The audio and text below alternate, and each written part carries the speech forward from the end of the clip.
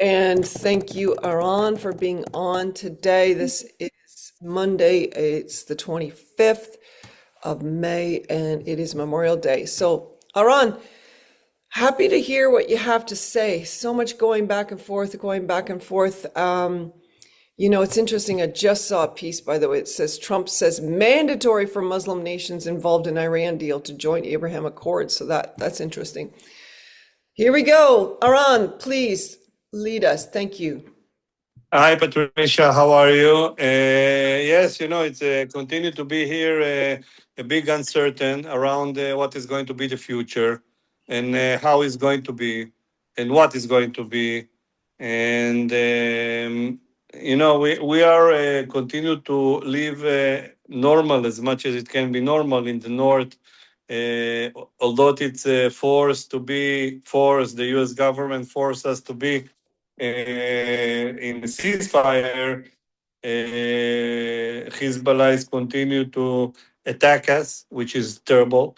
We have from the beginning of the ceasefire until this moment, we have 11 soldiers that was killed. Most of them are by drones in the border of Lebanon. And on top of that, a lot of soldiers that injured there, and even civilians are hitting a lot of hits there, which is terrible. So we are in a situation that we cannot answer this fire, but also it's confusing in a way. So we are really waiting to see what is going to be at the end of this negotiation and what is going to be the next 60 days and what is going to be after the 60 days. But in the midst of all of that, we are working very hard in all the operations that we are running in Israel, the NLC, the JLI, the activities in the high school. And just to give you a number, which is, encouraged me very much, is that in the month of May, we are going to influence 1,500 students, which is amazing number. In Israel, most of the business and places like us are not working or shut down or whatever. And we are working, we work hard. Today we have 100 soldiers here in the National Leadership Center. It was an amazing day.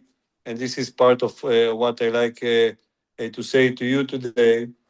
Uh, we was celebrating Shavuot, the holiday of giving the Torah to the Israelites in the desert.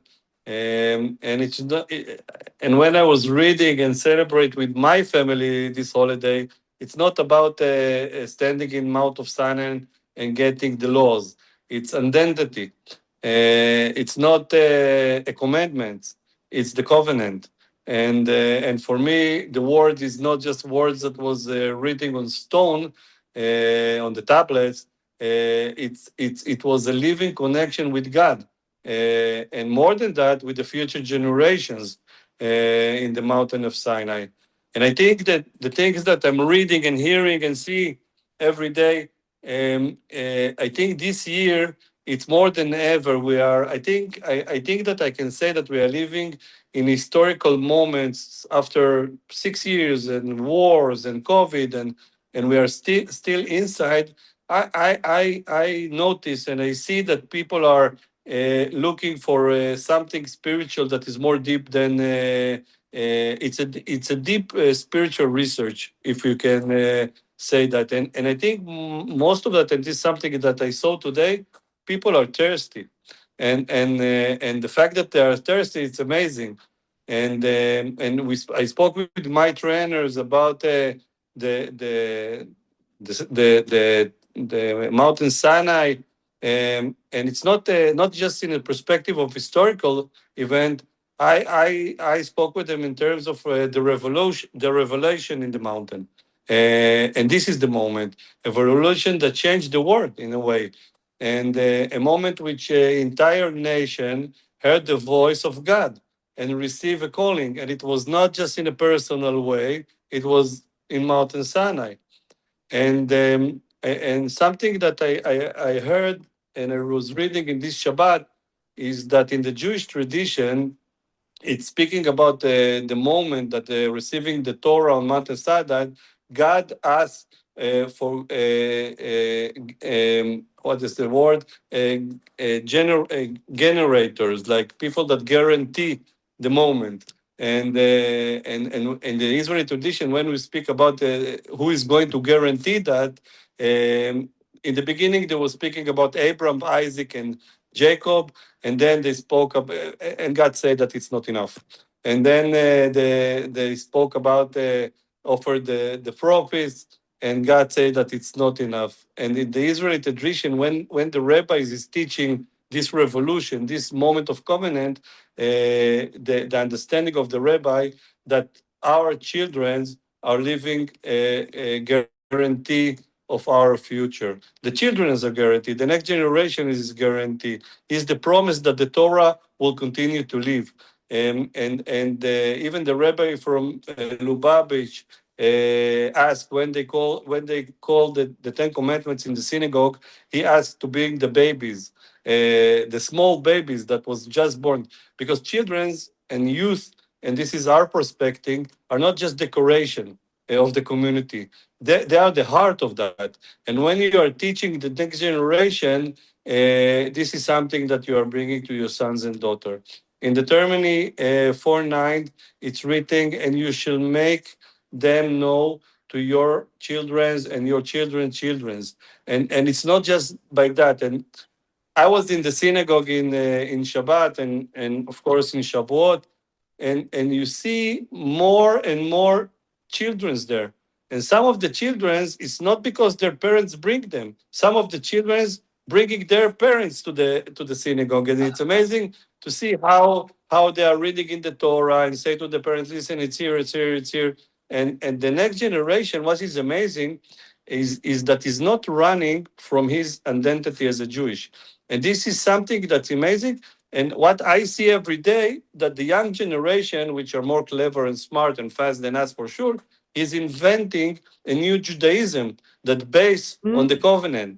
And this is something that it's amazing. And I was reading, I saw in the TV, it was a woman that was interviewed there in the news, and she said that her daughter started to go to pray in the Western Wall, and this is a circle woman family, and she asked them secular, sorry, she asked the daughter, why you are going to prayer there, and this woman said that her daughter said, mommy, we are a generation of thirsty souls, which is amazing to hear from young girl, something like that. And this is amazing because in all of the screens and the information, this generation, especially after the war, especially after the 7th of October, they are hungry.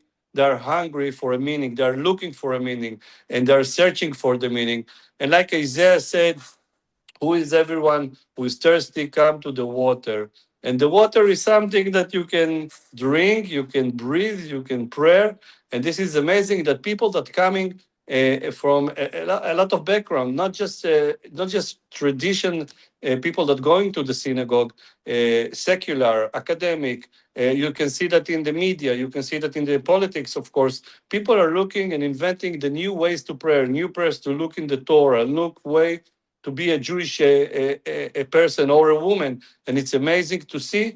And what I saw in my synagogue in this holiday, that new people that are coming, sometimes I don't know how it's in church, but sometimes when somebody new is coming to the church, you don't know how people will behave, the veterans, how they're going to behave to him, where to read, what to do, what is the custom, and I saw, and I was reading, when we read about Shavuot, the Rebbe mentioned that when God gave us the Ten Commandments, the covenant, it was not in a synagogue. It was not in a place with walls. It was in the desert.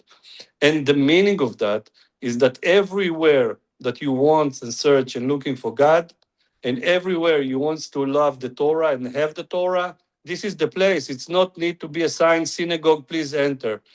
And in this holiday, the Shavuot, the feast of Shavuot is the feast It's the series of the first fruits. And this is something that this is in there, the feast of harvest. And it's not just in an agricultural way, of course, it's a spiritual way. And I think one of the powerful moment was in Exodus 24:7. It's written there, we will do and we will hear. It's not just to understand everything and analyze and agree to enter into the covenant. It's to be there. It's to love that. It's to be, and this holiday, it's about loyalty. And special, what I felt, it's something that is the bonding between God and the person, the God and the human being, the God and the day by day person. Another thing that I was reading in this Shabbat, as you can understand, it was very busy for me. It was something that in the spirit of the days that we are living, there is a professor in the UK. His name is Jonathan Sakier. He's a doctor. He's a scientist, very very successful, and he was raised in a secular home in the UK. And all of his life, his parent was raised him to be a low profile Jew. They say to him, "Don't say that you are Jewish. Don't brag that you are Jewish." And after the 7th of October, he was understanding that all the life that he was trying to fit and the declarations he said, I'm British, and not say I'm Jewish before, uh, he was writing an article that the name of that, the time of heeding is over. And I think this is something that's reflecting a lot of our hearts as Jewish people in here, but also in the world. And he was reading that I was thinking all my life that I'm British, I'm not Jewish. But today I'm a proud Jewish. The time of hiding is over. And it's not just his story. More people are wearing the Star of David. More people are lighting candles. More people going to the synagogue. More people going to the yarmulke. More people saying that this is the declaration, we are Jewish and we are not shame about that. And this is something that beautiful, that is part of how we are living here in Israel and this day. And this is, I think, a bless for me to be part of that, and to be see that we are Jewish, we love the Torah, we love our identity, and we are not apologize. And the synagogue is a place of proud. It's not a place of hiding, and not patronized, not for hate. We are belong. And this is something that we are see every day in the National Leadership Center, in our JLI. And this is something that is amazing. And what I like to say to you, that my feeling and my heart is in a way that what we are doing here, we are guaranteed the future. Because if we are bringing in a wartime, and this is a wartime, 1,500 children to read the Bible. And I was last week in an activity that we spoke about, an activity that was in the high school, and we spoke them about Nachshon Aminadav, the first guy that jumped to the Red Sea when it's open. And we were speaking with them about the life of King David, and we spoke with them about Deborah. You saw the thirst in the eyes of the children. And I think our journey is guaranteed the future.